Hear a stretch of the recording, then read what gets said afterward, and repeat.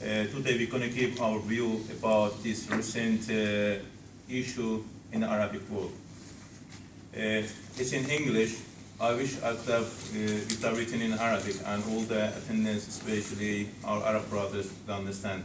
But anyway, this is in English, and you can download it from our website and translate it in Arabic or in other languages. Iran is an artificial country which has been made by a Persian invasion of other non-Persian nations. After the collapse of Qajar Turkish dynasty, Pahlavis came in power. By the time of Pahlavis, Reza Khan came in power and ruled all the country called Iran. Non-Persian nations such as South Azerbaijani Turks, Al Ahwazi Arabs, Baluchis, Turkmen in South Turkmenistan, and Kurds were subjected for severe oppression and invasion. Unlawful treating of non-Persian nations carried on after the collapse of Pahlavi and handed in new forms of dictatorship by leadership of Khomeini.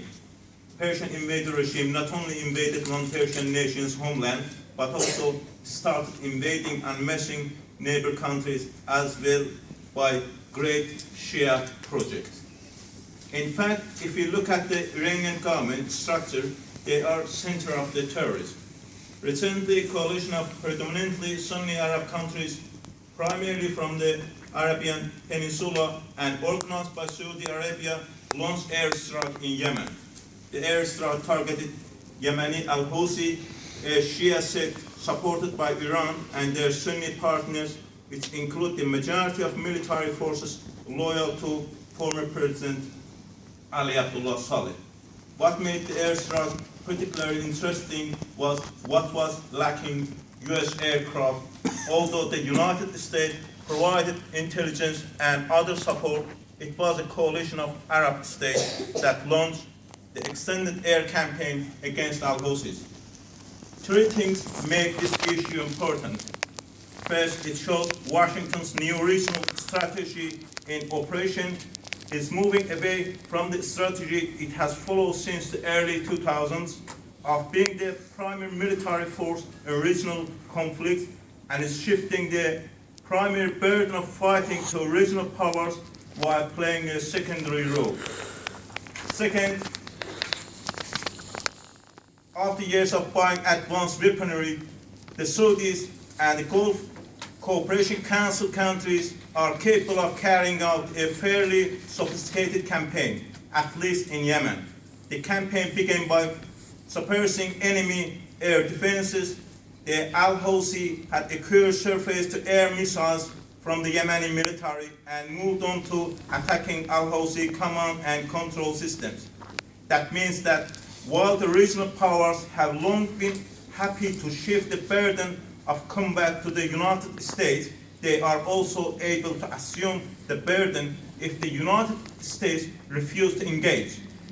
One reason this is so important is that it represents a move by Iran to gain a major sphere of influence in the Arab world. This is not a new strategy. Iran has sought greater influence on the Arabian Peninsula since the rule of the Shah. More recently, it has struggled to create a sphere of influence stretching from Iran to the Mediterranean Sea. The survival of the Al-Assad government in Syria and the success of a pro-Iranian government in Iraq would create the Iranian sphere of influence, given the strength of Hezbollah in Lebanon and the ability of Al-Assad Syria to project its power.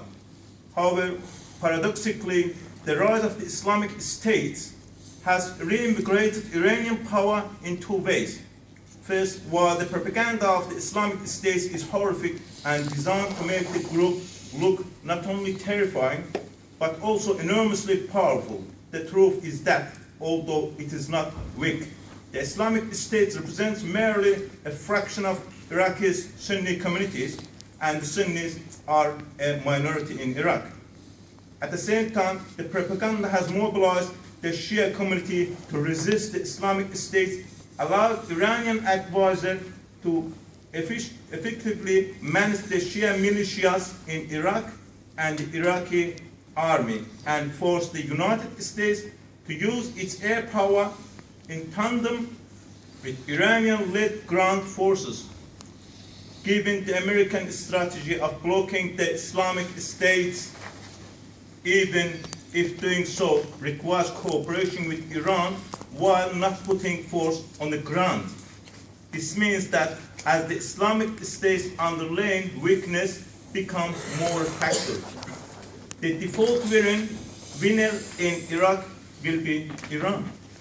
During the Arab Spring, one of the nearly successful attempts to topple a government occurred in Bahrain. The uprising failed primarily because Saudi Arabia intervened and imposed its will on the country. The Saudis showed themselves to be extremely sensitive to the rise of Shia regimes with close relation with the Iranians on the Arabian Peninsula. The result was unilateral intervention and suppression. Whatever the moral issues, it is clear that the Saudis are frightened by the rising Iranian and Shia power and are willing to use their strength. That is what they have done in Yemen. The American strategy towards the issue is more complex. The United States has undertaken a strategy focused on maintaining the balance of power. The United States can oppose Iran in one theater and support it in another, finally US looking for its own benefit in the region. All of this happening at the same time that nuclear negotiations appear to be coming to some sort of closure. The United States is not really concerned about Iran's nuclear weapons, as we saw in recent negotiations with the Iranian government.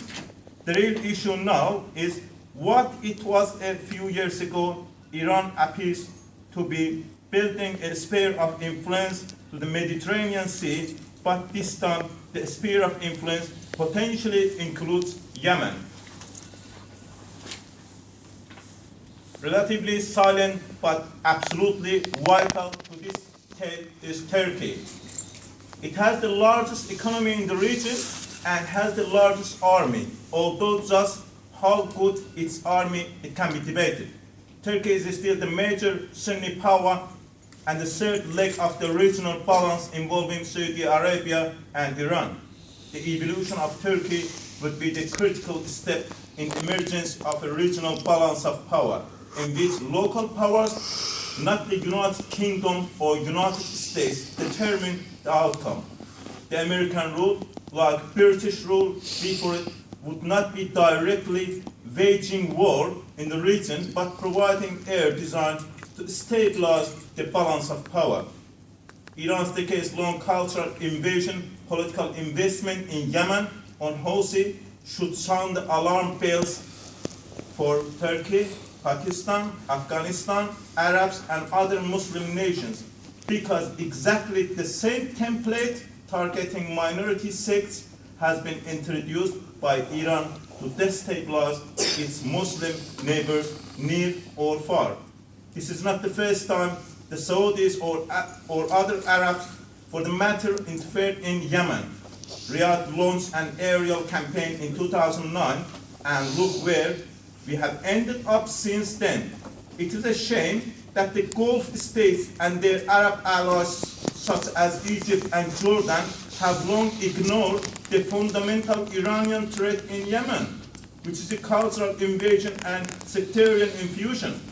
Iran took advantage of the governance issues in Yemen, exploited the rift in the leadership, and tapped the resentment and grievances of the Houthis and other Yemeni tribes in order to expand the proxy network for which it had stated laying building blocks decades ago. The Saudis tried to handle the conflict by injecting their own ultra-Orthodox version of Islam in Yemen by propagating Wahhabi and Salafist extremist teaching. This has not only backfired, but perhaps even aided and abetted the spread of Al-Qaeda ideology in Yemen. Yet they used the wrong instruments. Erdogan's public position on Yemen, just like in Ukraine, particularly on the issue of Crimean Tatars, does not go beyond paying lip service to the receptive audience. While Erdogan and his brethren are busy amassing wealth, Iran has intensified intelligence activities inside Turkey to cowardly steer sectarian tension in the predominantly Sunni Muslim nation among its sizable Alawi population. In fact, Iran has been playing the same dangerous game with the 12 till 15 million strong Alawi community in Turkey as it did with the Houthis in Yemen.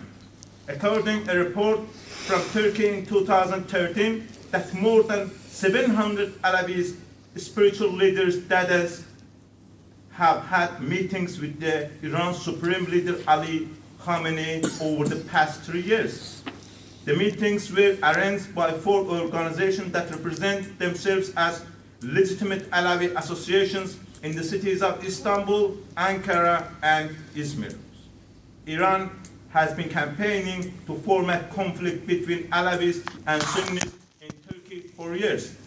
Iranian spy Hissayat Farm described his country's interest in Alawi as our great Alawi project and says very much money has been assigned by Iran for this project. He led efforts to establish front companies, including a TV network in Alawi neighborhoods to finance their operations. Not only were Alawi dadas taken on tour to Iran with the cooperation of Iran-controlled Alawi Association, so were the youth from Alawi communities.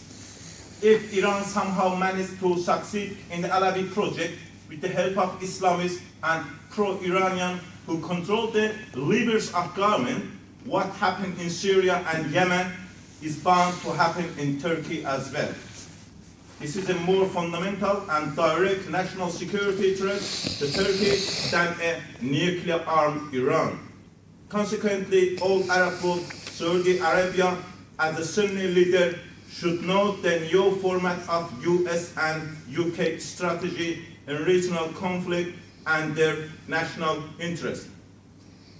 Iran day by day is being a major issue of threat for Arab world and the Middle East neighborhood as well, while Turkey, Pakistan, and the rest by using Shia project to stretch its power and control in the region.